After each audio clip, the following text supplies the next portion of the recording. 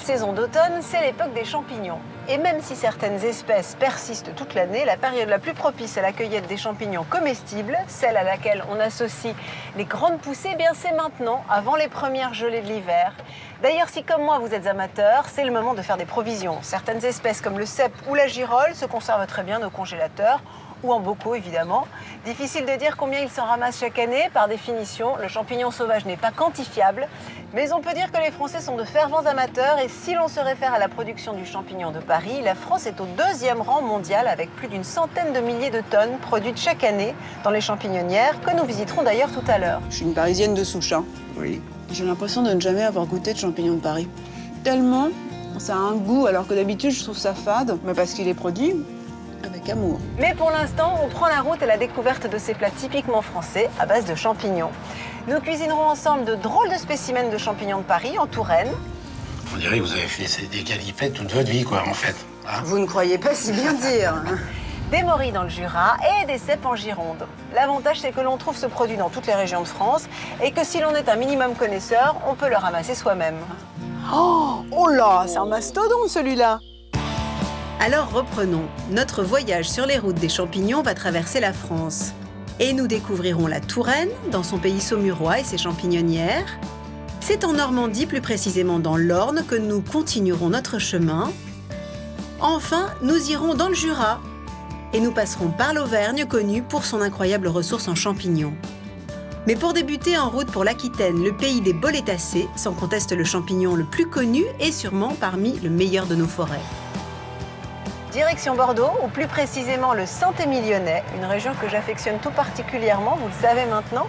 Je peux vous dire que là-bas, en automne, l'activité favorite des gourmands, c'est la recherche des champignons, mais pas n'importe lesquels. Le roi des champignons, en tout cas pour les Girondins, c'est le cèpe. Et il n'est pas facile à cueillir, il faut connaître les coins, les pites comme ils disent. Alors heureusement, une amie qui est une experte dans ce domaine et qui a surtout bien voulu m'emmener, au risque de me donner ces fameux pites, m'a ouvert la voie. C'est Luce. Elle m'a dit qu'il fallait beaucoup de pluie, ça on en a eu, et un peu de soleil.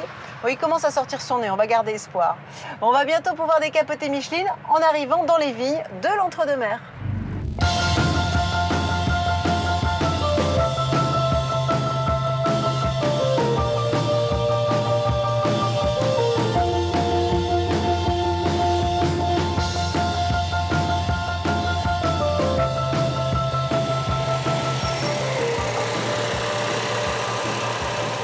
Coucou Julie. Salut Malus. Et coucou.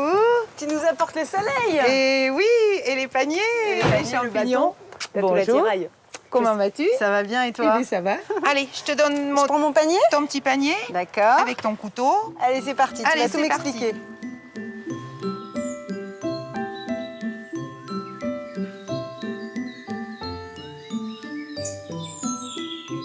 Tiens, regarde, tu vois? Quoi? Ça, c'est la moisissure.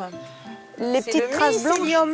Ah, le fameux mycélium qui C'est permet la croissance du champignon, c'est ça? Voilà, c'est le petit champignon qui En va fait, c'est sortir. un champignon d'ailleurs, t'as raison. C'est un champignon. D'accord. Mais là, pour l'instant, elle est embryonnaire. Voilà. Donc, il faut chercher les petites traces blanches. Voilà. Alors vous l'aurez compris, vos meilleurs alliés pour une bonne cueillette sont vos yeux, qui scrutent le sol des sous-bois à la recherche des moisissures blanches, le mycélium, annonciateur de pépites environnantes. Oh, Julie, viens voir. Ah, il est beau. Et alors ça, c'est le cèpe de Bordeaux, Voilà. avec son chapeau bien refermé. Hein. Voilà, tout à Il est fait. meilleur. Ah oui. Ah, t'as même pas à le sortir de la terre. parce qu'il a poussé juste sur la mousse. Ah, d'accord. Donc vraiment, tu le cueilles, quoi. Ah oui, ça sent bon, là. Hein. Là, ça y est, là, on est en automne.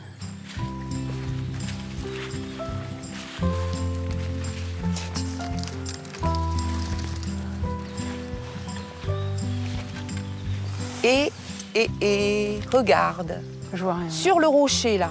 Regarde, Sur le rocher, Julie. ça pousse dans les rochers? Ah, mais regarde, il y a de la Ah, mousse. sur la mousse, d'accord. Regarde. Ah oui, qu'est-ce qu'il est incroyable. beau celui-là. Ah oui, il y en a deux. Regarde, Ah il y en a oui. deux. Il y en a un là aussi. Allez, je vais les cueillir. J'arrache. Ah, je coupe un Allez, petit peu. coupe. Tiens. Voilà. Oh là, c'est un mastodonte celui-là. Puis alors, t'as en plus l'odeur du bois et de la rosée. Tu sais qu'on pourrait presque les manger Ah, crus. mais moi, hein. quand je rentre, que j'ai faim dans les bois, si j'y passe 3 heures, je me fais une petite lamelle de champignons. Eh ben tiens, je te prends au mot. Oui. Bon, il y a un peu de terre, mais enfin. C'est pas grave. C'est de là où on vient, Oui, on va y oui, retourner oui, en plus. Oui, oui, hein. oui. Hop.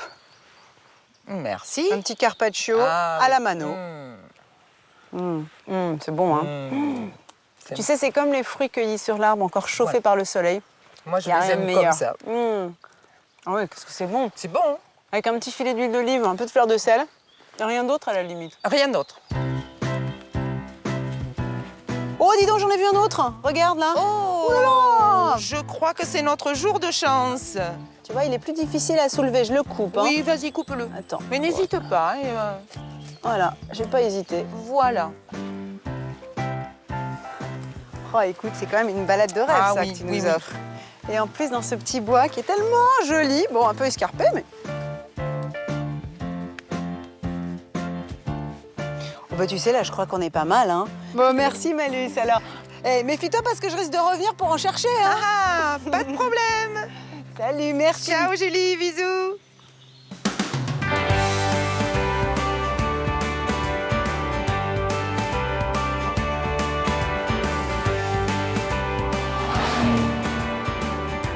Je voudrais à présent vous faire découvrir un chef que je connais bien, Frédéric Jonvard. Il ne court pas après les étoiles, sa vraie ambition, elle est toute simple, c'est de rester le plus proche possible du produit. Alors juste pour vous, je lui ai demandé de nous cuisiner les cèpes ramassés avec Luce, et pour ça je lui ai donné qu'une seule consigne, réaliser une recette en un petit quart d'heure. De quoi régaler sa famille avec un plat de saison, mais surtout un plat de chef.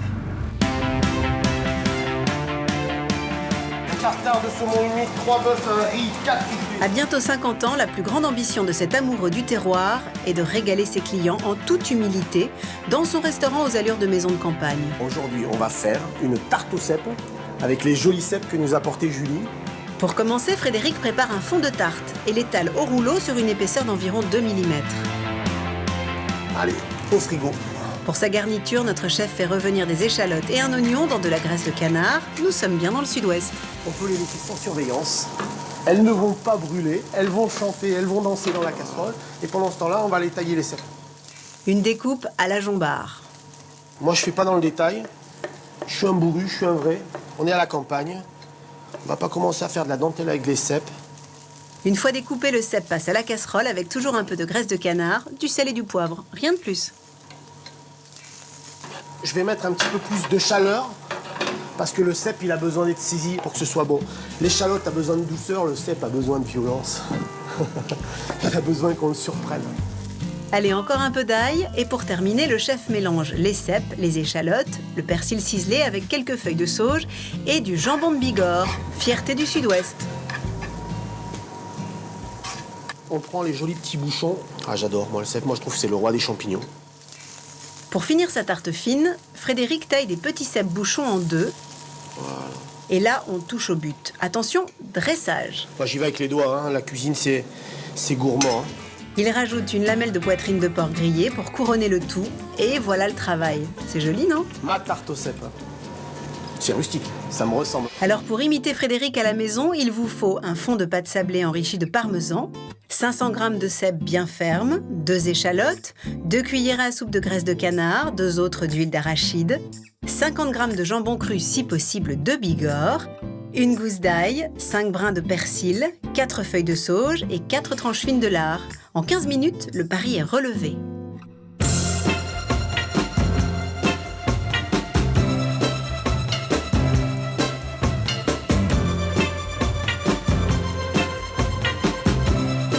Changement de décor après cette recette de chef pour parler de l'autre champignon gastronomique français, la morille. Et c'est dans le Jura que ma petite Micheline et moi continuons le voyage. La morille blonde est particulièrement prisée des amateurs de champignons à la crème et j'ai justement rendez-vous du côté de Morteau, dans le pays des horlogers et des saucisses, avec le créateur d'une marque de montres très connue pour cuisiner une croûte aux morilles.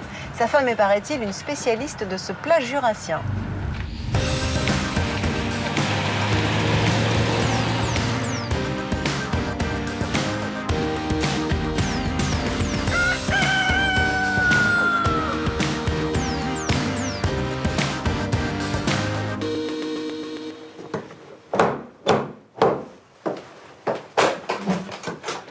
Bonjour Julie. Bonjour Laurence. Bienvenue. Merci. Entrez au dos. Merci beaucoup, quelle belle maison. Merci C'est beaucoup. magnifique cet endroit. Il y a une ambiance musicale. Oui, oui, oui. C'est une maison de musiciens. Bonjour, bonjour. Pardon, on vous interrompt. Bonjour, Alors, vous êtes Émile. Bienvenue au Préau, je suis Émile Bonjour, Fuchsier, moi oui. c'est Julie. Je vous présente Emma. Salut ma puce. Emma, bonjour Emma. Mouah. Alors là, on est dans une ferme comtoise typique. Oui, complètement, oui. C'est une ferme qui a été construite en 1689. Ah oui. Vous avez dû la rénover un peu quand Et même, puis, on non? a fait beaucoup de travaux entre-temps. Oui. Alors vous êtes musicien, mais vous êtes surtout, comment dit-on, horloger. Enfin, je sais pas, vous êtes à l'origine d'une marque de montres assez célèbre. Oui, j'ai créé les montres Émile Pékinière en 73. J'ai revendu en 2004 pour m'occuper de ma famille, et puis de la maison et des chevaux. Donc vous êtes un personnage emblématique de la région horlogère, de la, comment dit-on, du pays horloger. Du pays Pays horloger. horloger, oui. Bon, on va voir, on va visiter la cuisine alors. Oui, tout à fait, avec Allez, plaisir. Oh là là, quelle chance d'avoir une cuisine pareille. C'est merveilleux. Alors qu'est-ce qu'on va cuisiner aujourd'hui? Racontez-moi. Alors donc, on va préparer une croûte aux morilles. Alors, suis la il vôtre. a fallu que je réhydrate les morilles. Vous êtes généreuse en morilles, hein? Oui, tout à fait. C'est un champignon de la région en de plus. la région. Et Pas de la saison, mais de la région. donc, du coup, on les garde sécher. Et ensuite, on les fait. Et donc, on les combien de temps? réhydrate. Bon, moi, je les ai laissés passer la nuit, mais je pense qu'une Ça heure sent bon. pourrait suffire. Je vais les garder comme ça. D'accord. Donc on les égoutte. On garde Voilà. Je les l'eau de égoutte trempage. et non, je parce que c'est garde l'eau de parfumé aussi. trempage, voilà. D'accord. On va les cuire par là? Oui, exactement. D'accord. Alors, Alors. je vais d'abord préparer mon échalote. Ah, vous le faites à main levée. Hein. Oui. Vous voulez qu'on coupe le pain en attendant? On peut le couper. Alors, Alors, dites-moi. en tranches assez généreuses. Alors Parmi, dites-moi, comme ça, 2 oui. cm? Donc, moi, je vais mettre des morilles pendant ce temps-là. On est 4, hein, c'est ça? Voilà, nous sommes 4. Donc, je vais juste les Et laisser voilà. s'imprégner un petit peu. Je vais mettre un petit peu de vin ensuite. Donc ça n'est pas un vin jaune. Hein. Donc ça, c'est un savagnin. savagnin. Très fruité, vous allez pouvoir sentir. Mais Oui, avec le parfum qui est quand même pas très éloigné du vin jaune. Oui, complètement. Assez minéral Oui, et qui oui. est toujours un peu déroutant au début quand on n'a pas Tout l'habitude. tout à fait. Mais- C'est mieux de le découvrir en plusieurs étapes. Et qui se prête bien à la cuisine. d'ailleurs. Mais ça se On y prête va très bien. On y va. Donc là, on Voilà. met quoi? 10 centilitres, un Oui, verre? voilà. Alors, il y a une petite précision à apporter, et ça vous devez le savoir évidemment mieux que moi, c'est que les morilles ne se consomment pas crues. Oui, tout à fait. Oui, Oui, oui. elles peuvent être dangereuses, donc si vous avez envie de vous faire un petit carpaccio de morilles ou un petit tartare de morilles, eh ben non, c'est loupé parce que là, c'est vrai que ça peut vous faire un peu mal au ventre. Régulièrement, il faudra arroser les morilles avec l'eau de trempage que l'on aura pris soin de filtrer pour enlever toutes les impuretés. Vous avez salé, poivré? Je vais le faire. D'accord. Et aussi, j'ajoute un petit peu de farine Ah ouais? pour épaissir un petit peu. Pour lier un pour peu lier, la effectivement. sauce. Voilà. Ma farine est très très fine, donc c'est pour ça que je me permets de la mettre comme ça. Directement, d'accord. Après, chacun sa façon de faire. Hein. En Ça, fait, c'est des morilles enneigées. ça, c'est la mienne. Oui. Et puis donc, voilà, gentiment, je vais mettre ma crème fraîche. D'accord. Je la mets pas complètement. Je vais commencer Oui, mais avec quand même. une bonne moitié, mais D'accord. j'en réserve toujours ensuite pour terminer. D'accord. Et là, je vais la mettre à couvert. Et vraiment, je mets très très doux ensuite Parce que c'est le feu pour, Ouais, pour laisser mijoter. pour laisser mijoter pendant une petite heure. On couvre? Voilà, on couvre. Et Super. puis, je mets beaucoup moins fort. Le temps pour moi de noter la recette de Laurence. Pour réussir une croûte aux morilles, prévoyez 100 g de morilles séchées, réhydratées, en prenant soin de garder l'eau de trempage. Une échalote, 25 g de beurre, un verre de vin blanc du Jura, une cuillerée à soupe de farine, 500 g de crème épaisse et une belle boule de pain de campagne. Écoutez, je crois que j'ai jamais vu autant de morilles dans mon assiette. hein. Je vous remercie de cette générosité. C'est très très bon. hein, Elle a le cela bon dit. guide. Merci. Oui, parce qu'il y a à la fois le goût justement très, très forestier du champignon, qui est vraiment puissant, à et fait. en même temps, il y a une légère acidité du vin, il y a un petit goût de noix aussi, Oui, qui est probablement ça, lié ça au vin. tient au vin, Au vin, qui a effectivement. un arôme, un arôme de Oui. noix. D'ailleurs, on va le goûter, ce vin. Ah ben, on va se gêner. Et à votre bonne santé. hein. Merci. Alors, Bien- santé bienvenue et encore, bienvenue. hein. Merci beaucoup. Merci à vous de Santé. nous avoir Santé, accueillis. Emma. Mais pour le moment, il est temps de reprendre la route. Vous l'aurez compris, la morille toxique, quand on la ramasse, devient comestible une fois cuite. Un petit éclairage est impératif alors que les ramasseurs amateurs sont de plus en plus nombreux. Mais attention, tout ça n'est pas sans risque. Entre juin et septembre 2015, pas moins de 212 intoxications alimentaires ont été recensées à la suite d'ingestion de champignons toxiques. Alors un conseil, avec ces milliers de variétés, avant de partir le panier à la main, un petit cours s'impose. C'est dans l'ordre que je vous emmène au cœur de l'immense forêt d'Andenne pour un week-end chez Franck Quinton, un week-end mycologique et gourmand consacré à la cueillette et à la dégustation.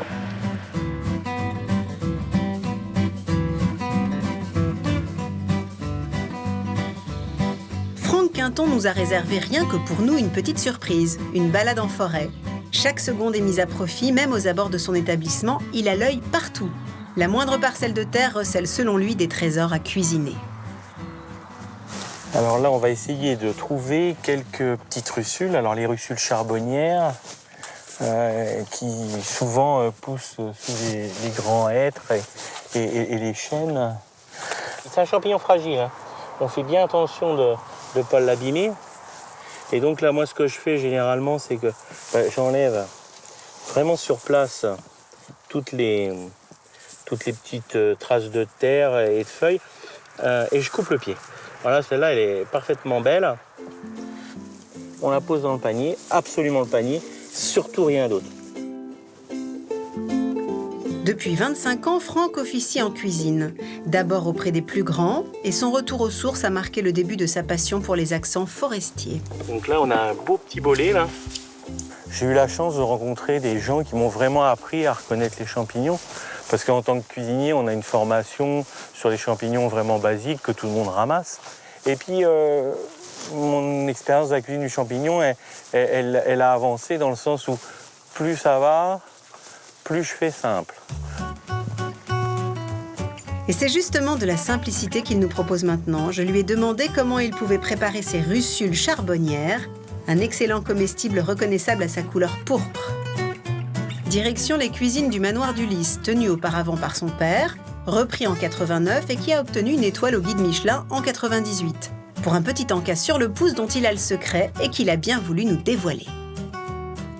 La plupart des champignons, je vais éviter de les laver pour ne pas rajouter d'eau. Donc là, on va commencer par passer un petit coup de pinceau, voilà, comme ça. On enlève tout ce qui est partie terreuse, qui va quand même nous les rendre parfaitement propres, hein. Voilà. Si Frédéric Jombard ne jure que par la graisse d'oie, en Normandie, vous vous en doutez, il en est autrement. On va cuisiner le champignon au beurre. Je pense que le beurre correspond vraiment mieux au goût du champignon, et principalement la russule. Je ne veux pas que ce soit saisi. Le fait de saisir les champignons, ça altère et ça renforce l'amertume du champignon. Donc là, vous voyez, ça va chanter tout doucement. Et voilà, on va les faire aller comme ça. On va rajouter dès maintenant nos petites tomates cerisettes qu'on va mettre sur le dessus comme ça. J'aime beaucoup le thym, voilà, comme ça dessus, hein. Là, vraiment, voilà, on est doucement. La russule va garder son croquant, elle va colorer quand même, mais doucement. Voilà. Donc je rajoute quelques petites gouttes d'eau comme ça, pour éviter de rajouter de la matière grasse dans la cuisson des champignons. Mais là, on a mis un petit morceau de beurre, on n'en remet plus d'autre. L'eau, elle finit toujours par s'en aller. On arrive donc à la fin de notre recette. Donc on va mettre des pluches de cerfeuil pour apporter une petite touche florale à la préparation. Et alors, c'est vraiment le seul champignon où à la fin, quand on a fini, j'ai une petite, c'est de la pulpe d'ail, une petite pointe de cette pulpe d'ail que je vais faire fondre dans mon jus. On peut mettre quelques quartiers d'ail aussi, hein, si on n'a pas de pulpe, hein. Voilà. Un ajout presque étonnant pour Franck, qui n'est pas amateur d'ail avec les champignons, exception faite aujourd'hui. L'ail accompagnant parfaitement la russule, sans en dénaturer son arôme selon lui. Un regard averti pour bien cueillir, cuisiner au plus simple, il n'en faut pas davantage pour saliver. Saveur très douceâtre, et puis le croquant du champignon, c'est vraiment intéressant comme champignon. Son amour pour les champignons l'a amené à s'associer à des spécialistes qui accompagnent les groupes en forêt pour un week-end mycologique qui se terminera dans les cuisines du chef. Une quinzaine de personnes venues de toute la France a fait le déplacement. Équipés de paniers et de couteaux, ils sont accueillis et guidés par Pascal, enseignant la semaine et mycologue le week-end. Alors ça, c'est la manite rougissante, qui est un bon champignon mais bien cuit. Faut pas le manger cru, sinon il peut vous provoquer des hémorragies internes. Mais bon, comme les pommes de terre, c'est dangereux cru, c'est pareil, donc faut pas avoir peur. On vient apprendre à reconnaître les variétés, à faire tomber les préjugés concernant la comestibilité ou la toxicité des champignons. Et Estelle, pharmacienne, accompagne également le groupe pour les initier en situation, alors que tous les éléments sont réunis. La saison, une bonne pluviométrie et un peu de chaleur. Il faut vraiment prendre tout le pied parce que c'est les critères qui permettent de dire si c'est une amanite ou autre chose. Donc on a la volve ici, l'anneau, les lames blanches. Donc là on est dans le genre amanite. D'accord. Donc, Qui est comestible mais pas bonne. Sans intérêt. Voilà. Et comme on peut la confondre avec la panthère, vaut mieux pas. Voilà. Il y a plein d'idées reçues, notamment le fait par exemple, si la limace elle mange le champignon, il est comestible, ça c'est surtout pas. On n'est pas fait pareil qu'une limace, donc si vous voyez une limace sur un champignon, c'est pas du tout synonyme de comestibilité. Donc la règle, c'est connaître le champignon et avoir tous les critères. Au moindre doute, on rejette. Autre règle rappelée par Estelle, toujours avoir dans son panier un petit manuel à consulter en cas de doute. Premier réflexe à avoir, c'est qu'on retourne toujours le champignon pour voir si on a affaire à des lames, à des plis, à des tubes ou des pores. Donc là, on voit que ce ne sont pas des plis, mais des lames. Donc des lames qui se divisent 2 par 2, comme ça. Et donc là, on s'aperçoit bien qu'il ne s'agit pas d'une vraie girole, mais de la fausse girole, laxative pour beaucoup de personnes, on va dire. Une technique qui permet de vérifier la famille du champignon. Mais quoi qu'il en soit, voici quelques consignes à suivre impérativement. On préconise plutôt des paniers de ce genre-là, alors en osier ou en métal, surtout pas de plastique, parce qu'en fait, si vous voulez, dans le plastique, les champignons vieillissent très vite. Et donc on risque d'être malade, non pas par la toxicité du champignon lui-même, mais de tout ce qui va se développer dessus. Vous avez vu le chapeau par rapport au mien, regardez. Sur environ 3500 espèces recensées en France, seulement une cinquantaine est comestible. De nombreuses sont toxiques et 8 sont mortelles. Alors si contrairement à ce groupe bien accompagné, vous avez le moindre doute, faites comme Sylvie. Avant toute consommation, le bon réflexe est d'aller faire vérifier son panier par un pharmacien. Tout est mélangé, il y a beaucoup d'espèces et tout en mélange. D'accord. À première vue, comme ça, vous n'avez pas de comestibles. Vous avez des champignons comme ça, qui sont des bolets, là, un petit peu vieux. Alors c'est un leccinum, celui-ci, c'est même pas un bolet. Dans cet état-là, il est plus comestible. Celle-ci avec laquelle on peut confondre, qui est une amanite épaisse, qui n'est pas comestible, pas toxique mais pas comestible. Il y a plein de choses. Une belle amanite citrine, très jolie mais pas comestible non plus. Une cueillette qui finalement ne s'avère pas très fructueuse, au grand désarroi de cette amatrice de champignons. Et puis comme il y avait un cortinaire, il faut mieux tout rejeter. Un réflexe salvateur aujourd'hui est l'occasion pour le pharmacien de distiller quelques précieux conseils pour une consommation avertie. Il ne faut pas en manger trop, ni trop souvent, quelle que soit l'espèce d'ailleurs. Même les bons comestibles, il faut éviter d'en manger trop, donc ça ne sert à rien d'en stocker des tonnes, quoi. Du côté de Bagnoles de l'Orne, il est temps de retrouver notre groupe mycologique, qui, sous l'expertise de notre chef Franck Quinton, va apprendre maintenant à donner encore davantage d'allure et de goût aux champignons comestibles fraîchement ramassés. Un atelier de cuisine qui prend des allures de cours magistral. Ce qui est important, c'est que vous les taillez tous de la même taille pour pouvoir de toute façon, garder comme idée que vous n'allez pas cuire un steak ou une entrecôte de 250 grammes comme une côte de bœuf, voilà. Hein, voilà. Les champignons, c'est exactement pareil. Exactement pareil. Et les conseils pleuvent. Si le cèpe a besoin d'un peu de violence, voilà, Franck préfère, lui, les cuissons à cœur. Vous prenez un champignon, vous le marquez, c'est-à-dire coloré fort. Une fois qu'il est marqué, vous avez croûté votre champignon et en fait, vous allez faire une isolation et la chaleur ne va plus rentrer dedans. Alors que si vous faites l'inverse, vous le cuisez et après vous le dorez, la chaleur va être rentrée à l'intérieur. Voilà. Allez, on va accélérer un petit peu la cadence. Des bolets avec un peu de beurre et de thym, des girolles revenues doucement avec du radis noir émincé, des cèpes juste passés au grill avec un peu d'huile de colza, tous cuisinés au plus simple pour ne perdre aucun arôme. On n'a pas mis de sel. Pourquoi? Parce qu'en fait, par convenance, j'assaisonne toujours les champignons à la fin. On aurait tendance à mettre trop de sel si on assaisonnait à cru. Voilà, c'est la principale raison. Comme quoi, chaque chef a ses astuces. Pour Jean Bart, l'assaisonnement se faisait dès le début de la cuisson.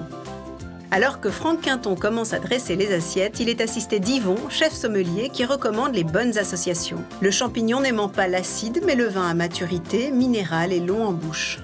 Un week-end mycologique aux côtés de spécialistes et se finissant dans la cuisine d'un chef étoilé, un plaisir à 99 € par personne.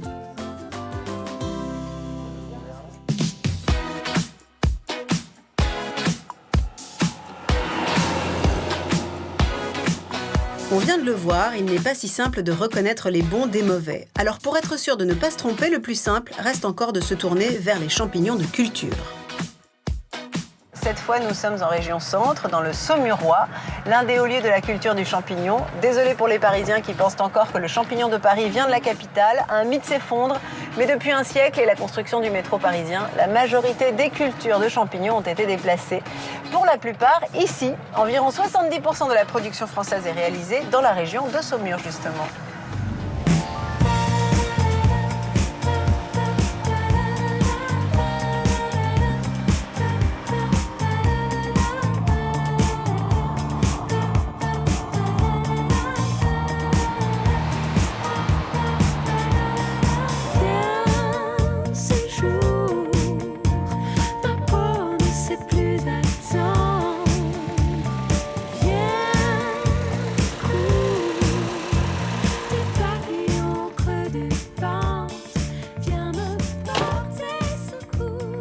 On va se rendre dans les caves de Jackie et Julien, champignonistes, il paraît que ça se dit comme ça, de leur état. Bonjour monsieur. Bonjour Julie. Bonjour. Bienvenue à la cave vivante du champignon. Et vous êtes Jackie ou... Oui, c'est bien ça. C'est incroyable cet endroit. Oh, c'est un endroit étrange et mystérieux. Je vais vous donner une lampe frontale. Ah d'accord. Vous allez pouvoir vous éclairer parce qu'on est toujours dans le noir, Julie. Allez, on y va. On y va. Ah, il fait frais, hein? Oui, la température est d'environ 14 degrés naturels. Alors on voit bien ces premières extractions du 15e siècle. 15e siècle Pour ici. extraire ce tuffeau donc pour la construction, on voit bien ces coups de pic. Vers la fin du 15e, ça a été habité. Ah bon? Oui, ça a été habité par des gens qui n'avaient pas d'argent pour avoir une maison à l'extérieur. Ils ont habité ici pendant un peu plus de 500 ans. Mon papa a bien connu une dame qui habitait ici en 1938. C'était extraordinaire. Et alors depuis quand ces caves ont-elles été transformées en champignonnières? À partir de 1950, eh bien, mon papa a commencé à cultiver le champignon. Oh, dites donc, gros spécimen. Ça, c'est un champignon de Paris qui peut grossir. C'est une variété blonde. On verra des variétés blanches tout à l'heure. C'est la famille des saprophytes. Dont fait partie le champignon de Paris. Voilà, qui va signifier vivre de matière en décomposition. Ouais. C'est la seule famille que le champignoniste arrivera à domestiquer. En dehors du champignon de Paris, y a-t-il d'autres champignons qui font partie de cette famille des saprophytes? Les pleurotes, les shiitakes. C'est bon ça. Je les cultive aussi. Alors là, on est complètement dans le noir. Mais ce ne sont pas les pleurotes qui m'intéressent aujourd'hui. Je viens en fait chercher de gros champignons pour une recette de galipette, une sorte de champignon farci. Ça n'en finit plus. Voilà, on a assez... Combien vous produisez de kilos par an? Bon, je produis une bonne trentaine de tonnes. Ah oui, ça, ce sont peut-être les champignons qu'il me faut. Il me faut des gros. Ah, si tu veux des gros, forcément, regarde, cueille un champignon. Alors, comment ça se cueille, d'ailleurs? À la main, on le casse un peu. Et on fait attention à garder le pied. Tu le tournes un petit peu. D'accord, ça y est. C'est vraiment magnifique, très hein. beau. La nature fait bien les choses, quand même. Alors, il faut savoir aussi que jamais je n'arrose les champignons. Ils vivent en symbiose avec le tuffeau, avec cette humidité qu'il y a naturellement dans la cave. Hein? Comment tu les trouves? Excellent. Je suis une Parisienne de souche, hein. Oui. J'ai l'impression de ne jamais avoir goûté de champignons de Paris. Tellement, ça a un goût, alors que d'habitude, je trouve ça fade. Il y a une texture, c'est croquant, c'est onctueux, c'est laiteux, c'est noiseté. C'est incroyable. Mais parce qu'il est produit avec amour. Alors, on va en prendre une douzaine? Oui, si tu veux, je vais tenir le plateau et c'est toi qui vas faire la cueillette. Avec plaisir. Ça te fait plaisir? Ouais. Alors, je les mets comment? Alors, tu les mets dans l'autre sens, comme ça. Dans l'autre sens. Voilà, Pourquoi? comme Sinon, ça les abîme? Ben oui, c'est Sur le beaucoup pied. plus joli. Tu la connais, cette recette, toi? Ah, c'est la recette du champignon farci. Ma maman faisait pour les grandes occasions des champignons farcis. Alors là, je sais pas trop ce qu'on va mettre dedans, mais je sais qu'il me faut une douzaine de gros champignons. Et ceux-là, ils ont quel âge, alors? Alors ça, ce sont des champignons qui ont à peu près 4 semaines. Ça pèse entre 300 et 400 grammes, déjà. Quand même. 1, 2, 3, 4, 5, 6, 7, 8, 9, 8, 9. Celui-là, il est... Il est original. Il est évocateur, en Oui, effet. c'est vrai. Allez. Bon, c'est bien beau tout ça, mais on sort par où? Sunny. Yesterday my life was filled with rain. Sunny. You smiled at me and really eased the pain. Alors maintenant qu'on a nos champignons, on va retrouver Alain, notre cuisinier, spécialiste de la galipette, enfin façon de parler, qui m'a donné rendez-vous chez Anne-Emmanuel, parce qu'Anne-Emmanuel possède un four à pain. Il paraît que c'est meilleur dans un four à pain. Et le coup de bol, c'est qu'en plus, il m'a donné rendez-vous à Montsoreau, qui est classé l'un des plus beaux villages de France, en bord de Loire, et qui notamment vaut le détour pour son château. Le nom de Montsoreau apparaît pour la première fois dans un écrit de 1089, sous la forme de castrum de Monte Sorello. Il est alors la propriété de Guillaume de Montsoreau, vassal des comtes d'Anjou. Il s'est vu modernisé au XVe siècle, mais c'est Alexandre Dumas qui l'a rendu célèbre avec son roman La Dame de Montsoreau. C'est juste derrière le château que je dois rejoindre Alain.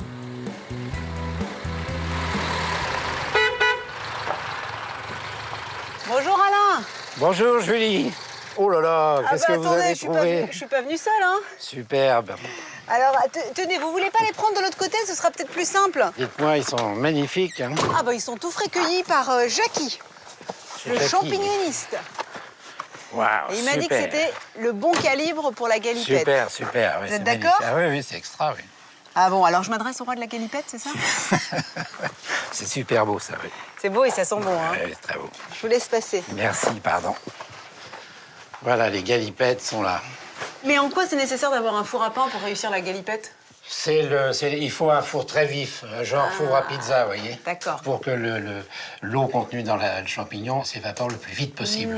Alors qu'est-ce que c'est que la galipette? Racontez-moi en deux Alors mots. en fait, c'est l'histoire d'un champignon qu'on n'arrivait pas à vendre de par sa taille. Le nom galipette vient que quand il est sur la couche, il est emporté par le poids de son chapeau et il tombe tout seul. Ah, il fait une petite galipette. Il fait une petite galipette. Ah, c'est drôle. Donc ça, le galipette, c'est le champignon En fait, c'est même un pas champignon, farci, voilà. tel quel. Et après, on met ce qu'on veut dedans. On va faire 3 galipettes. On va faire la classique, avec D'accord. la rillette. Ouais. On va en faire une. J'ai un copain, moi, qui élève des escargots. Donc, c'est un petit producteur local. Oui, j'ai vu qu'on aimait bien ça dans la région. Voilà. Et vous allez vous en servir On pour va s'en servir, on va champignon. arranger un petit peu ça. Et puis, on va faire un au fromage de On chèvre. va rebiscouler, comme on dit dans le sud-ouest.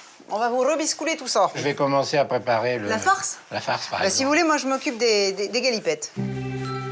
Le champignon est simplement essuyé et non pas lavé, ce qui le gorgerait d'eau. Je le coupe à quel niveau? Je le Vous coupe le coupez à complètement. ras, voilà, À ras. c'est parfait comme ça, à la main Comme levée, ça, c'est super. à la paysanne, quoi. Hein. Voilà, exactement. J'en fais combien? 3? Donc, Plus. on va faire 3 de chaque, voilà. 3 de chaque, d'accord. Moi, je vais couper du chèvre, on va passer ça au robot. Vous voulez vous occuper du persil? Je l'émince? On va le Ah, il vaut mieux le couper hacher. un petit peu à la main, oui. D'accord. Je vais mettre un petit peu d'huile d'olive. Et puis là, je vais mettre un petit peu d'herbe de Provence. Je peux y aller? Vous me dites. Super. Allez. Allez, roule. Voilà.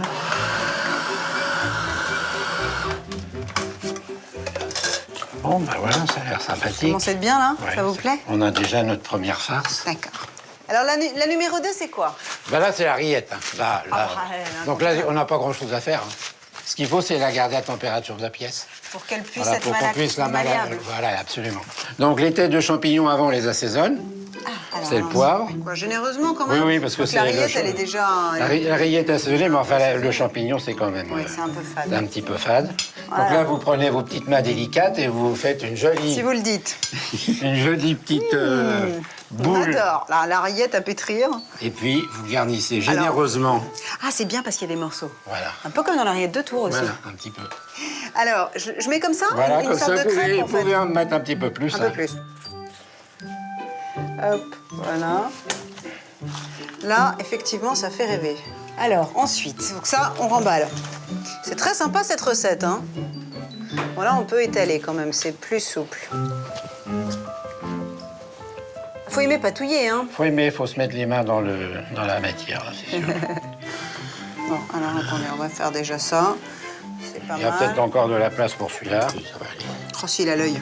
Alors, il nous Julie, reste une. on va faire un beurre d'escargot classique, de l'ail, du persil, du sel, du poivre, du beurre. Comme faisait ma grand-mère, on casse un peu de mie de pain ou de biscotte Ah bon? pour tenir un petit Pour peu donner le... un peu de tenue. Donc l'ail qui est frais en plus, hein. Voilà, ça c'est l'ail. Si vous voulez éplucher 2 gousses d'ail, 2?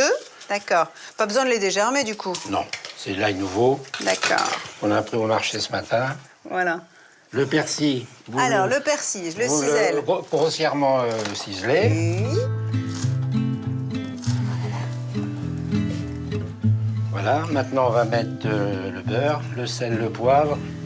Je mets Par quoi? contre, pour la moitié carrément. La moitié. Allez, 125. Boum.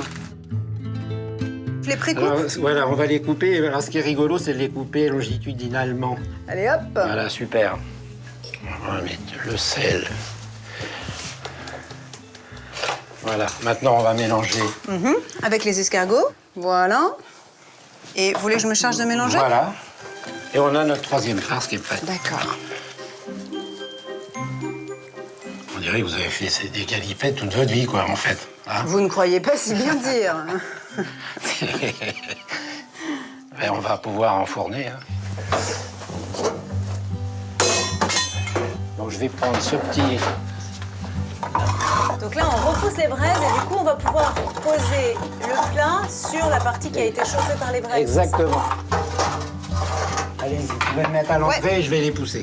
J'y vais. Voilà, super. Voilà.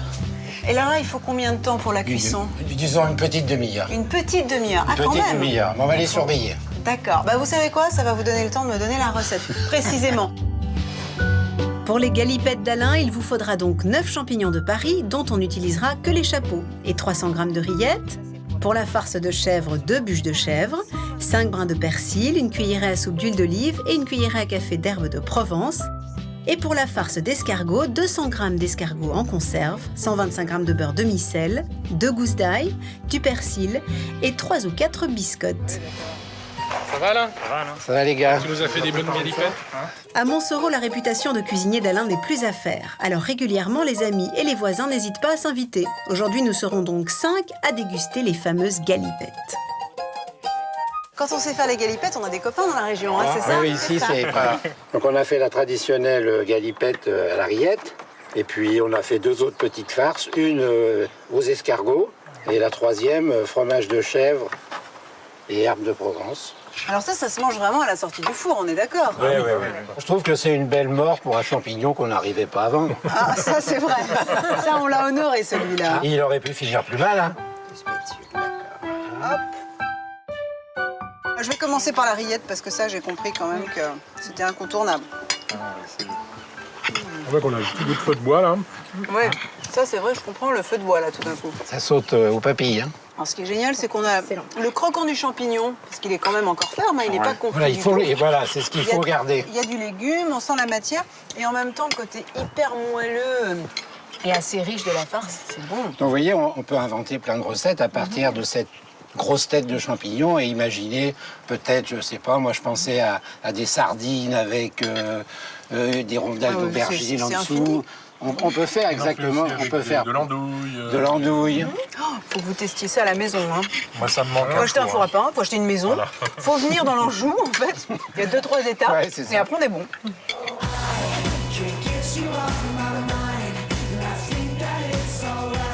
Une recette d'autant plus facile à reproduire que le champignon de Paris se trouve dans le commerce toute l'année, ce qui est le cas pour l'ensemble des champignons de culture, une trentaine d'espèces environ. Le champignon de culture, une alternative pour les amateurs de champignons qui en mangent sans en ramasser. Mais en France, on a également mis en place une incroyable filière pour satisfaire les amateurs qui n'ont pas le temps de fouiller les fourrés, les talus ou les bosquets. Des sous-bois à l'assiette, cette filière emploie des ramasseurs, des collecteurs, des grossistes et des distributeurs. Un énorme marché dont le leader français installé à Rungis, Paris Saveur, traite plus d'1 millier de tonnes de champignons sauvages, assurant sa qualité et surtout sa traçabilité.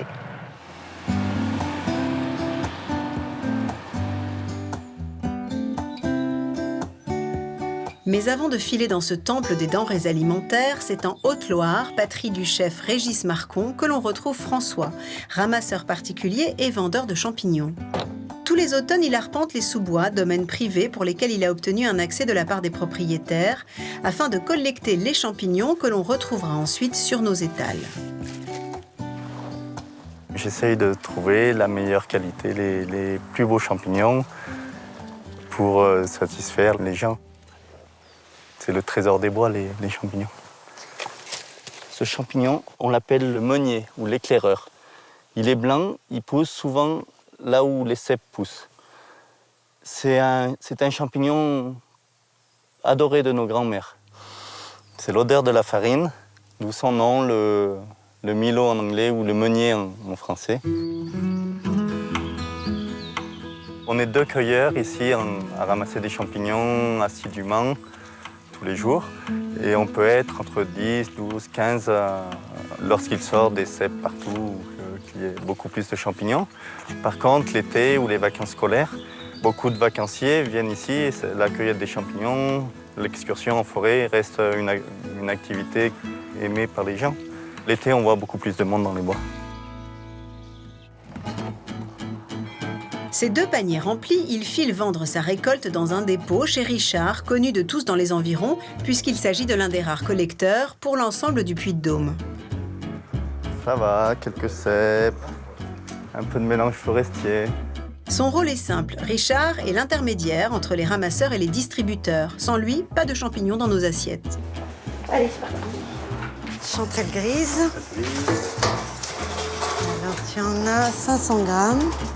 La cueillette de François peut passer à la pesée avant rétribution. 53 €, 50. Les ramasseurs, en général, ce sont des particuliers, principalement des gens de la région.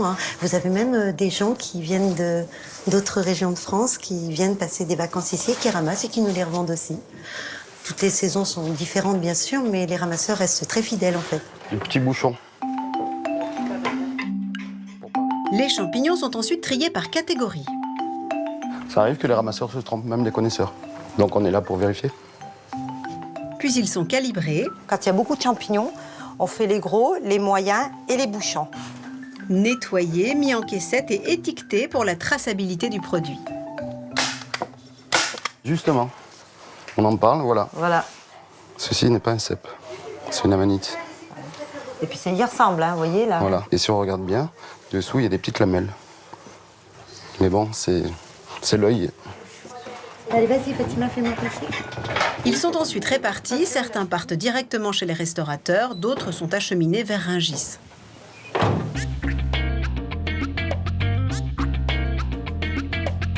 C'est justement de bon matin sur le marché de Rungis que nous retrouvons Pierre Scalia, distributeur, qui reconditionne ces tonnes de champignons forestiers avant de les commercialiser.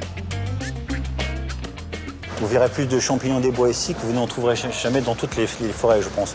Vous allez voir ici donc de la girole de Russie, trompette de Croatie, chanterelle grise de Suède. Il travaille avec des partenaires dans le monde entier pour détenir tous les champignons de saison et combler nos maigres récoltes en début et en fin de collecte. 25% partent en exportation et tout le reste vers la grande distribution et chez les chefs. Pas plus de 48 heures de stockage durant lesquelles sont effectués les contrôles de traçabilité et de qualité. Un panel assez vaste qui permet de découvrir certaines espèces plutôt incroyables.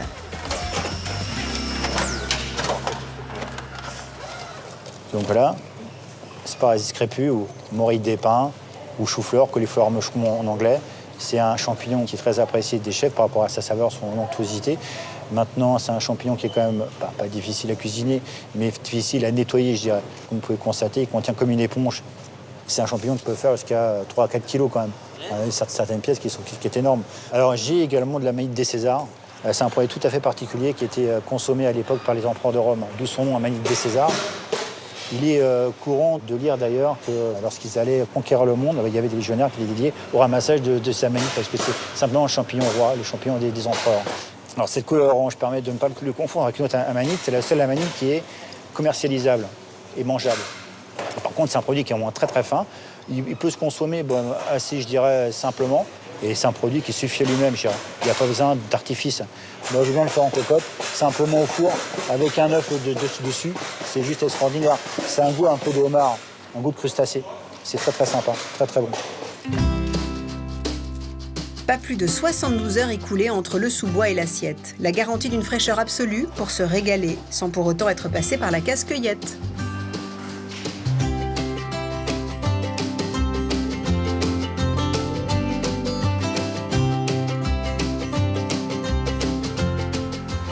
Temps de reprendre le volant pour ma dernière étape, à la rencontre d'un chef spécialiste du champignon, Régis Marcon, installé à Saint-Bonnet-le-Froid. Il travaille avec son fils Jacques, lui aussi passionné par le Campinolius, cette eucaryote unie ou pluricellulaire, et oui, c'est comme ça que les savants appellent le champignon. Tout au long de l'année, la carte de Régis reflète cette passion, et il ne se passe pas un jour sans que la famille Marcon ne cuisine le champignon. Je lui ai demandé pour vous une recette simple d'un champignon qui, lui, sort un peu de l'ordinaire. Une belle manière de vous surprendre et de surprendre vos convives.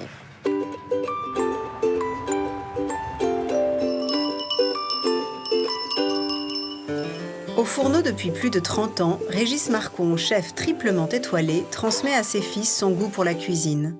Jacques l'a rejoint en 2004, mais aujourd'hui c'est Paul, le benjamin de la fratrie, qui se forme aux côtés de son père. Il a su leur communiquer sa passion pour les champignons, qui lui vient de son plus jeune âge, quelque chose de viscéral d'après lui. Tu vois, Julie, après avoir vu tous ces champignons, il y en a une aujourd'hui qui m'intéresse particulièrement, c'est la coloumelle. C'est un petit peu le champignon de mon enfance. Et cette recette, je ne l'ai pas inventée, hein. C'est un peu celle que faisait ma mère, parce que c'est une recette vraiment de partage. Oui, d'accord, c'est bien beau la Marcon Family, mais ce champignon, finalement, on le trouve où et quand? Et puis si on ne le trouve pas, on peut le remplacer par autre chose? La coloumelle, vous la trouvez qu'en automne, hein, pratiquement, hein, début de l'été quelquefois. C'est un champignon des prés. À la place des coloumelles, vous pouvez utiliser des gros champignons de Paris. Hein. Oui, vous les blanchissez, vous faites la même chose. Vous pouvez le faire avec des têtes de cèpe aussi, bien entendu. Certaines variétés de reçus, tous ceux qui ont simplement le chapeau un peu plat. Ce qui offre pas mal d'options finalement. Et cette recette, elle consiste en quoi? C'est un petit peu comme un sandwich. On va prendre ces têtes de coloumelles, les blanchir à l'eau bouillante salée. Ensuite, on va les farcir avec une petite tranche de jambon, mais très très fine. Une tranche très fine également de comté. On va bien appuyer pour faire un genre de pressé, un peu comme quand on fait une escalope de veau pané. Et on va bien sûr, vous avez compris, paner cette coloumelle. Allons-y. Régis commence par faire bouillir de l'eau salée pour y plonger les têtes qui vont ainsi se ramollir. 2 minutes suffisent avant d'être égouttées. Des gestes transmis à Paul par la même occasion. Comme il y a la protéine, il y a la bulle qui commence à déborder. Voilà, tu fais le tour de l'autre côté 10 secondes et c'est bon. Ah oui, ça casse un petit peu la structure du champignon. C'est entre 2 feuilles d'essuie-tout, un linge fera tout aussi bien l'affaire, que les champignons sont à nouveau égouttés. Puis Paul émince très finement de l'échalote. Faire un petit peu de persil. Pas trop fin. L'échalote, on en met comme ça. Les têtes sont ensuite farcies. Pas trop, hein. Qu'on sente vraiment le champignon, hein. Même opération avec le jambon cru du pays. Le jambon doit être fin aussi pour pas qu'on sente que le jambon.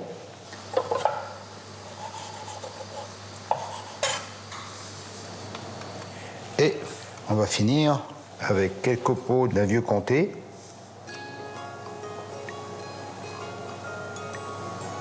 Tiens, tu m'en mets là. Voilà, donc on met dessus. Ben, ensuite, on va les paner. Et pour cela, il faut de la chapelure bien sèche, de la farine et des jaunes d'œufs battus avec un peu de sel et de l'huile. Allez, je passe dans la farine, toi tu vas passer dans l'œuf, comme t'as les gants.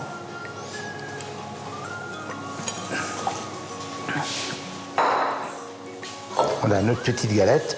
Alors on peut le servir en entrée, on peut le servir en plat principal. On peut maintenant les faire revenir dans de la matière grasse, un mélange d'huile pour monter en chaleur et de beurre pour la coloration.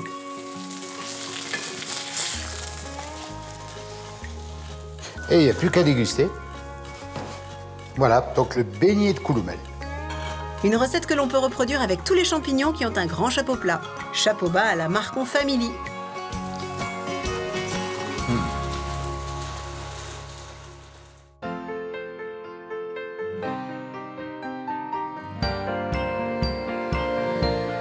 Ben voilà, j'espère que ce petit tour de France sur la route des champignons vous a plu. Et si comme moi vous aimez les girolles, les cèpes, les champignons de Paris, n'hésitez pas à vous mettre au fourneau. La cuisine du champignon, elle est très facile, à une condition, avoir le bon produit. Et si vous avez la moindre hésitation, pas de prise de risque, faites-vous conseiller par un spécialiste.